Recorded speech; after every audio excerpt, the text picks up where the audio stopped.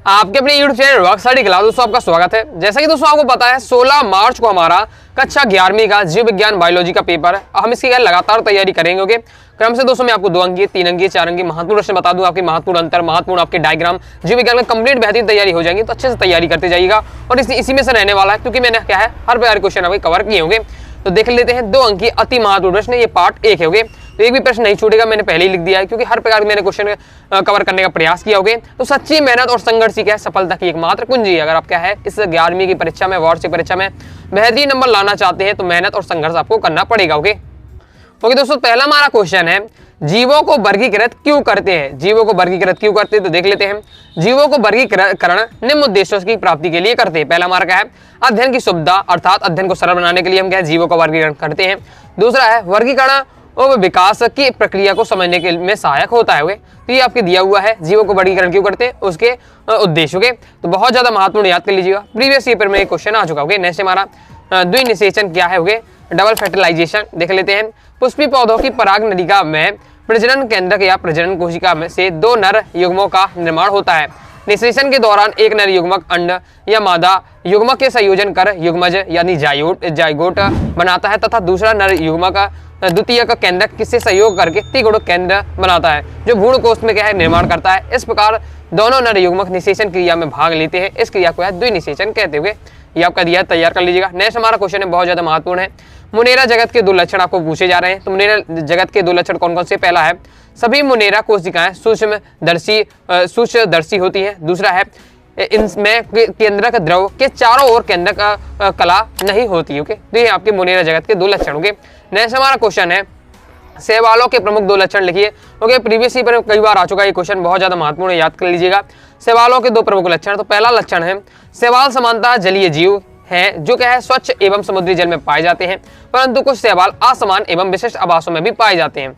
दूसरा है इनमें क्या है प्रजनन कायिका, अलैंगिक एवं लैंगिक तीनों विधियों द्वारा होता है। कायिका प्रजनन विखंडन द्वारा, अलैंगिक प्रजनन चल बीजाणु व अचल बीजाणु द्वारा तथा लैंगिक प्रजनन संयुग्मी, असम युग्मी और विषम युग्मी की एक प्रकार से का होता है। ये आपका दिया हुआ है शैवालों के 2 लक्षण, याद कर लीजिएगा। नेक्स्ट हमारा पुष्प कैसे कहते हैं, तो आंसर क्या लिखना, तने या शाखाओं के शीर्ष अथवा पत्ती के कक्ष में उत्पन्न होने वाले वह रूपांतरित संघनित प्रभोग जो प्रजनन द्वारा फल एवं बीज उत्पादित करता है, फूल या पुष्प कहलाता है। नेक्स्ट हमारा पत्ती के 2 कार्य हो गए। सबको आपको पता है कि पेड़ और क्या है पौधों में पत्तियां होती हैं, उनकी पत्तियों के कार्य क्या होते हैं। तो पहला कार्य क्या है प्रकाश संश्लेषण की क्रिया द्वारा पौधों के लिए क्या भोजन का निर्माण करती है। कौन करती है, पत्तियां करती है। नेक्स्ट है प्रकाश संश्लेषण एवं श्वसन के लिए क्या है विभिन्न गैसों का आदान प्रदान करती है। ओके, पत्तियां। तो ये आपके पत्तियों के कार्य बहुत ज्यादा महत्वपूर्ण, इसे भी आपको याद कर लेना। जितने क्वेश्चन सिलेक्टेड मैं आपको बता रहा हूँ, क्योंकि और प्रीवियस पेपर में आ चुके हैं, तो बहुत उनके हाई चांस रहते हैं आने के। आगे देख लेते हैं।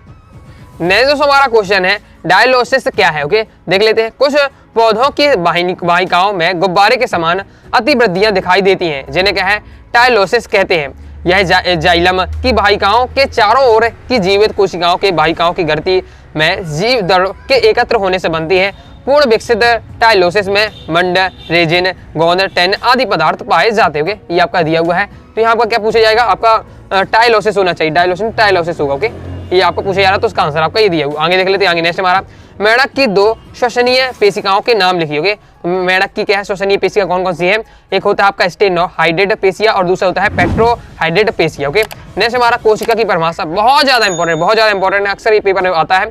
कोशिका की परिभाषा आपसे बनता भी होगा। क्या है कोशिका क्या है संरचना जैविक इकाइयों की एक इकाई है जो पारगम्य झिल्ली से घिरी होती है तथा इसमें क्या है स्वतः जनन की क्षमता होती है। यह विभिन्न पदार्थों का वह सूक्ष्मतम संगठित रूप है, जिसमें क्या है सभी क्रियाएं होती हैं, जिन्हें क्या हम सामूहिक रूप से क्या है जीवन कहते हैं।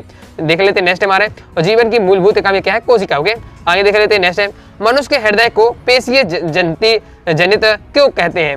तो हमारे हृदय में हृदय स्पंदन की उत्पत्ति विशिष्ट पेशी तंतुओं से होती है, अतः इस कारण हृदय पेशी को क्या है जनित हृदय कहते हैं। ओके, आगे देख लेते हैं। आगे बढ़ने से पहले दोस्तों बता दूं, अभी तक दोस्तों आपने अपने क्लास 11 के बायोलॉजी के कोर्स को ज्वाइन कर सकते हैं। इस बायोलॉजी के कोर्स में दोस्तों आपको क्या है 2 अंकीय, 3 अंकीय, 4 अंकीय महत्वपूर्ण प्रश्न मिल जाएंगे। साथ ही आपको क्या है ऑल चैप्टर PDF नोट्स दिए जाएंगे। ओके, और साथ ही पूरे इंपॉर्टेंट डायग्राम, इंपॉर्टेंट आपके अंतर आएंगे, मतलब सब कुछ आपको मिल जाएगा, मतलब आसानी से आप तैयारी कर पाएंगे। तो कोर्स को ज्वाइन करने के लिए 9039534479 दिए गए व्हाट्सएप नंबर पर मैसेज करना है। फीस 199 50% ऑफ चला, तो केवल 99 में आपको क्या कंप्लीट बायोलॉजी का कोर्स दिया जा रहा है। पीडीएफ रूप में रहेगा, तो कम समय है तो उसमें अच्छी आप तैयारी कर पाएंगे। आगे देख लेते हैं। आगे नेक्स्ट हमारा क्वेश्चन है, गाल्जी काय के 2 कार्य लिखिए। ये भी प्रीवियस पेपर में आ चुका होगा। तो गाल्जी काय के प्रमुख कार्य निम्नलिखित है। पहला है, गाल्जी काय का प्रमुख कार्य कोशिका स्त्राव है। प्रोटीन अणु संश्लेषित होकर एंडोप्लाज्मिक रेटिकुलम से आपका ग्लाजिकाय में पहुंचकर सांद्रित होते हैं और अंत में कोशिका से बाहर निकाल दिए जाते हैं। दूसरा है, गाल्जिकाय कुछ क्या है, स्रावी पदार्थों का संग्रहण भी करते हैं। तो ये आपके दिए है गाल्जिकाय के 2 महत्वपूर्ण कार्य, अच्छे से याद कर लीजिएगा। नेक्स्ट हमारा क्वेश्चन है, ब्लैकमैन का सीमा कारक सिद्धांत लिखिए। तो इस सिद्धांत के अनुसार जब किसी प्रक्रिया की तीव्रता अनेक स्वतंत्र कारकों द्वारा निर्धारित होती है, उस प्रक्रिया की दर सबसे कम मात्रा में उपस्थित कारक से भी क्या है, नियंत्रित होती है। ये आपका है ब्लैकमैन का सीमा कारक सिद्धांत। नेक्स्ट हमारा वृद्धि को परिभाषित कीजिए। ये भी क्वेश्चन आ चुका है। तो पादप व जीवों का आकार, आयतन, भार तथा जीव द्रव्य में अनुक्रमणीय बढ़ोतरी को क्या है, वृद्धि कहते हैं। नेक्स्ट दोस्तों हमारा क्वेश्चन है, जैव क्षमता से आप क्या समझते हैं। ये भी क्वेश्चन आ चुका है, इंपॉर्टेंट है, इसे भी देख लेते हैं। ओके दोस्तों, देख लेते हैं जैव क्षमता क्या है। तो अधिकतम निश्वसन के बाद वायु की वह अधिकतम मात्रा जो एक मनुष्य फेफड़ों से क्या है बाहर निकाल सकता है, जैव क्षमता या आपका सजीव धारिता कहलाती है। इसे फॉर्मूला भी आपका होता है, तो इसे भी आपको तैयार कर लेना है। जैव क्षमता व्यापक अथवा अधिक परिश्रम के समय अधिकतम ऑक्सीजन उपलब्ध कराकर अतिरिक्त ऊर्जा उत्पन्न करने में क्या है, सहायता करती है। ये आपकी होती है आपकी जैव क्षमता। आगे देख लेते हैं। नेक्स्ट हमारा दोस्तों, टेलीग्राम चैनल को ज्वाइन जरूर कर लीजिएगा। ज्वाइन करने के लिए दोस्तों डिस्क्रिप्शन में मैंने टेलीग्राम चैनल की लिंक दे दी है, क्लिक करके आप ज्वाइन हो जाइएगा। या फिर दोस्तों आप क्या है, टेलीग्राम ऐप पर जाइएगा और सर्च करिएगा अनुराग स्टडी क्लासेस। सबसे पहले आपको अपना चैनल मिल जाएगा। 90,000 से ज्यादा स्टूडेंट जुड़े हुए हैं, यहाँ जरूर ज्वाइन हो जाएगा। फायदा ये रहेगा कि आपको वीडियो नोटिफिकेशन तुरंत ही मिल जाएगी। इंपॉर्टेंट दोस्तों आपको क्या है, पीडीएफ वगैरह आपको तुरंत ही यहाँ मिल जाती है, साथ ही इंपॉर्टेंट इन्फॉर्मेशन। ओके, तो ज्वाइन करके जरूर कीजिएगा। हमारा पेरिकार्डियल द्रव के कोई 2 कार्य लिखिए। ये बहुत ज्यादा इंपॉर्टेंट क्वेश्चन मैं आपको बताते जा रहा हूँ, सिलेक्टिव कार्य वाले। तो पेरिकार्डियल द्रव के 2 कार्य देख लेते हैं। तो पहला है, पेरिकार्डियल द्रव हृदय को बाहरी आघातों एवं घर्षण से बचाता है। दूसरा है, यह हृदय को क्या है, सूखने से बचाता है। नेक्स्ट हमारा देख लेते हैं। नेक्स्ट हमारा क्वेश्चन है, लाइकेन क्या है। तो लाइकेन क्या होता है, लाइकेन सुकायत व संयुक्त स्वपोषी एवं सहजीवी पादप है, जिसमें शैवाल और कवक घनिष्ठता पूर्वक जुड़कर एक जीव का रूप ले लेते हैं। इसका शैवाल सदस्य फाइकोबिटियाट तथा कवक सदस्य माइकोबिटियाट कहलाता है। ये हो जाता है आपका लाइकेन। नेक्स्ट हमारा आर्की बैक्टीरिया के 2 लक्षण लिखिए। आर्की बैक्टीरिया के 2 लक्षण देख लेते हैं। तो पहला हमारा, इसमें टीआरएनए तथा आरआरएनए पाई जाते हैं। दूसरा है, इसमें पेप्टाइडोग्लाइकेन में से बनी कोशिका भित्ति नहीं पाई जाती। तो ये आपके दिए आर्की बैक्टीरिया के 2 लक्षण। नेक्स्ट हमारा, तीसल्यन क्या है।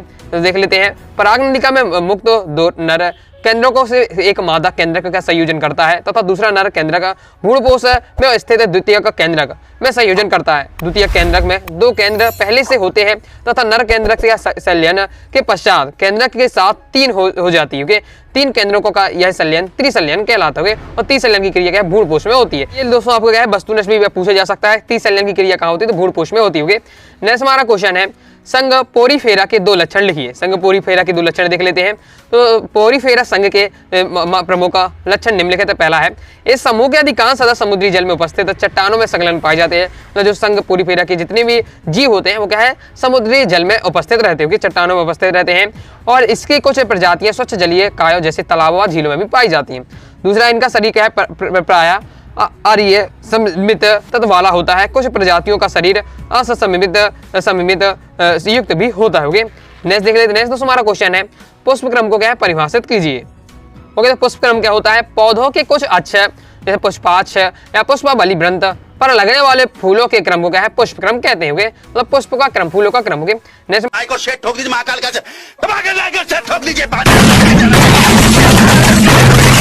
पूरा साल मेहनत करता हूं आपके लिए बेटा, ऐसा नहीं चलेगा, ऐसा नहीं चलेगा। नेक्स्ट हमारा, जड़ के 2 कार्य, ये भी पूछा जाता है। जड़ के हमारे क्या कार्य हैं, पेड़ों में जड़ होती है तो जड़ के क्या कार्य होते हैं।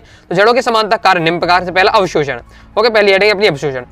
जड़ें भूमि से जल तथा खनिज लवणों का अवशोषण कर पौधों को क्या है, प्रदान करती हैं। दूसरा, स्थिरीकरण। जड़ें पौधों को क्या जमीन में स्थिर बनाए रखती हैं। तो ये भी महत्वपूर्ण कार्य हो गए। तो ये आपके जड़ के 2 कार्य। आगे देख लेते हैं। नेक्स्ट, सत्य फल को परिभाषित कीजिए। सत्य फल क्या होता है? जब फल का निर्माण अंडाशय से होता है तब ऐसे फल होगा सत्य फल कहते हैं, जैसे मटर और सेम आदि के।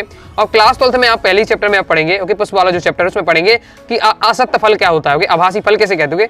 आगे देख लेते। नेक्स्ट हमारा तने के दो कार्य लिखिए। तने के दो कार्य क्या क्या है होते हैं पेड़ में? तने के क्या कार्य होते हैं? पहला है पौधों को सहारा प्रदान करना, पता है सहारा प्रदान करता है। जिस प्रकार से मानव शरीर में क्या है रीढ़ की हड्डी काम करती है, उस प्रकार से क्या है पौधे में क्या तने काम करता होगा।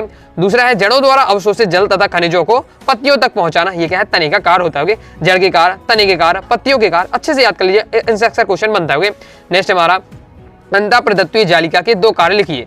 अंतःप्रदत्वीय जालिका के कार्य देख लेते हैं। पहला है यह कोशा में मैट्रिक्स को आंतरिक शक्ति प्रदान करती है। दूसरा है यह कोशा में केंद्रक व कोशिका द्रव एवं बाहरी वातावरण के बीच विभिन्न पदार्थों के स्थानांतरण में क्या है सहायता करती है। नेक्स्ट हमारा क्वेश्चन है प्रोटीन की तृतीयक संरचना से क्या तात्पर्य है? प्रोटीन की तृतीयक संरचना देख लेते हैं। प्रोटीन की त्रिविम संरचना या तृतीयक संरचना पेप्टाइड श्रृंखला अत्यधिक क्या है बलित होकर एक सघन गोलाकार या किसी अन्य आकृति की संरचना होती है। समानता एंजाइम की भी तृतीयक संरचना क्या है प्रदर्शित करते हुए। नेक्स्ट हमारा क्वेश्चन है किन्हीं तीन प्रकाश संश्लेषी वर्णकों के आपको नाम पूछे जा रहे हैं। तो क्लोरोफिल, जेंटोफिल और आपका कैरोटीनॉइड, ये आपको क्या है प्रकाश संश्लेषी वर्णक, ये भी क्वेश्चन पूछा जाता है। आपसे वस्तु से भी पूछा जा सकता है, याद रखिएगा। नेक्स्ट बहुत ज्यादा इंपॉर्टेंट है श्वसन गुणांक क्या है? प्रीवियस पेपर में आ चुका है। तो क्या है श्वसन गुणांक?